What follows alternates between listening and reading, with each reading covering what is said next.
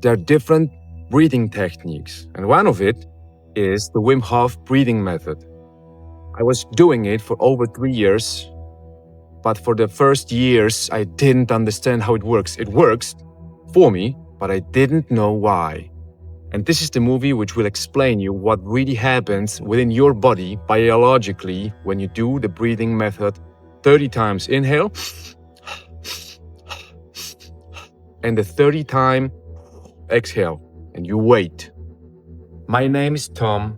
I am the founder of habitcode, and I spent over 20 years in negotiating commercial real estate deals, sitting across CEOs of companies like JP Morgan, Google, Amazon, Visa. And I can tell you, the biggest advantage in the room was never knowledge. It was control of the nervous system. I've seen people lose deals fully prepared because their system was under pressure. And I've seen average negotiations win just because they stayed regulated. And I've seen average negotiators win just because they stayed regulated under the pressure. If you want to understand how that works, stay with me. Habit code. What happens now? When you do 30 powerful breaths within your nose using the Wim Hof method, most people think they are very simply loading the body with oxygen. That's why they have so much oxygen and they don't need to breathe after the final exhale. But the truth is much more fascinating, because the biggest change within your body, entirely inside it, is not oxygen. It's not oxygen. It is not only the increase of oxygen in your body, but it is the decrease of the carbon dioxide. It is the downfall of carbon dioxide. Let me explain.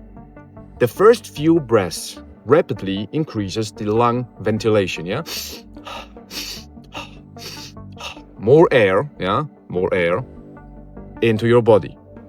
Oxygen levels in the blood rises slightly, yeah? Normally. But healthy humans already carry relatively high oxygen levels within the body. For most of us people, saturation is most of the time on a high level already, with no Wim Hof method breathing. But after around 15, 20 deep breaths from the diaphragm, from down, something more important begins to happen within the body. You start flushing CO2, carbon dioxide, out of the system, out of the body. So the oxygen level is keeping up, even increases slightly, but the carbon dioxide level decreases. So there is no balance which you normally have in the body. Because normally you have proportion between the oxygen and the carbon dioxide. And now the oxygen is going slightly up, but the carbon dioxide decreases slightly down. You start flushing it out from your body while breathing. And this is where most people misunderstand breathing biologically. Because CO2 is not just a waste gas. No, it acts like a regulator for the entire system. It must be present in order to deliver the oxygen to your cells. It helps to control blood pH, blood vessel tension, and circulation within the brain in order to prepare the oxygen to deliver itself to your brain. And additionally, CO2 helps to control the release of oxygen from blood to tissues. Once again, with no CO2, you will not deliver oxygen entirely in your body into the blood and your vessels. So CO2 is crucial. You must have that, otherwise oxygen will not keep you alive. Once again, come back to the Wim Hof method. The faster you breathe, the more CO2 you remove. You remove that, keeping only oxygen and decreasing the CO2. So after around 30 deep breaths, inhales, and short exhales, CO2 levels drop significantly. Your blood becomes temporarily more alkaline, which is a positive thing. It is becoming more alkaline within the entire body. Some blood vessels slightly constrict, they decrease. And this is why tingling appears while keeping the breath. Lightness appears within your mind. And dizziness can appear as well. That's why you feel so focused after this final exhale within the body. And now comes the most important moment. 30 inhale. And the final 30th exhale. And you hold your breath. Do not take the inhale after the exhale. You have the empty lungs, no oxygen, no fresh oxygen, fresh air within the lungs. You keep it. And most people think you have no oxygen in the body as well, not only in the lungs. And this is not true. There is still air and oxygen remaining inside of your vessels and your lungs and your blood. The body is not suddenly empty. It's not. What has really changed is only the decrease of CO2 within the body. You decreased it that much that your cells are not taking the oxygen in. The blood flow is having oxygen within it, but the cells are not taking it out because of the low level of CO2 in the body, which is necessary for the cells to take in the oxygen. And so, CO2 is actually the main signal the brain needs. CO2, carbon dioxide, its proper levels are the main signal for the brain uses to trigger the urge to breathe. So you would ask, what is really triggering the need for additional inhale after this 30 rounds? It's not lack of oxygen. It is the slightly increase of the CO2. This is the main trigger, the main signal for the brain, which triggers the urge to breathe. After the hyperventilation, the brain delays the breathing alarm. It delays the breathing alarm.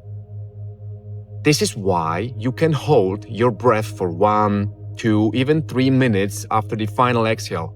You do not need to take it in immediately. You can wait while being in a full exhale because CO2 is down, oxygen slightly up or at the same constant level, but your brain do not have the trigger from the CO2 to take the inhale once again in. You can wait until the CO2 level rises a little bit again. It happens not because you're superhuman, not because you have suddenly a magic appearance. It happens not because you suddenly stopped needing oxygen. No, but because the biological alarm in your brain, which is the CO2 triggering it, is temporarily delayed because you decreased the CO2 by breathing in oxygen. You disturbed the levels between oxygen and CO2. So once again, oxygen constant or slightly up and CO2 mostly down, and the CO2 is triggering within the brain the need for the urge to breathe. So here is the fascinating paradox. Too little CO2 can temporarily reduce oxygen delivery into tissues, into your tissues within your body. So you may have plenty of oxygen in the blood, while cells are not always using it optimally. This is the reason why slow, Nasal breathing can be powerful for your nervous system because breathing is not only controlled by oxygen. Breathing changes the chemistry of the entire body. And once you understand CO2 levels combined with oxygen, you begin to realize that breath work is not magic. It's biology, which you can control by your own consciousness. It's pure biology. If you wake up in the morning and you do not drink caffeine in the morning, you do a breath work, but not the quiet one. You do the Wim Hof. Why? Because as you do the Wim Hof, you are stimulating the nervous system to release adrenaline, noradrenaline, dopamine, cortisol. So you wake your body up. But when you are between meetings, at work, at stress, you do not need Wim Hof breathing method. You need a 4-2-6 breathing method. That means you're not doing like this.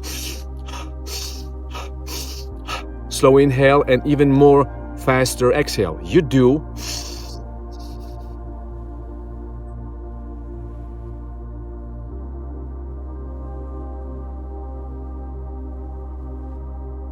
the exhale slower because you calm down the nervous system. So depending on the situation which you have during the day, you change the breathing. If you wanna be focused on a meeting, you do 4-4-4-4, box breathing.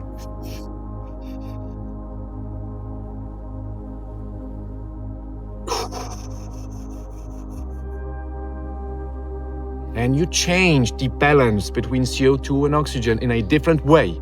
You are not decreasing the CO2 as you do on a Wim Hof breathing method. It's powerful. It's fantastic. I encourage you to do that as a habit code, because habits shape your life. And this habit is powerful. You can do it everywhere. Train, bus, metro station. You need to sit only, not stand. By changing chemistry of your body, through blood, through oxygen and CO2 and pressure, you change how you feel and how you think. All the best. Christ King. Amen.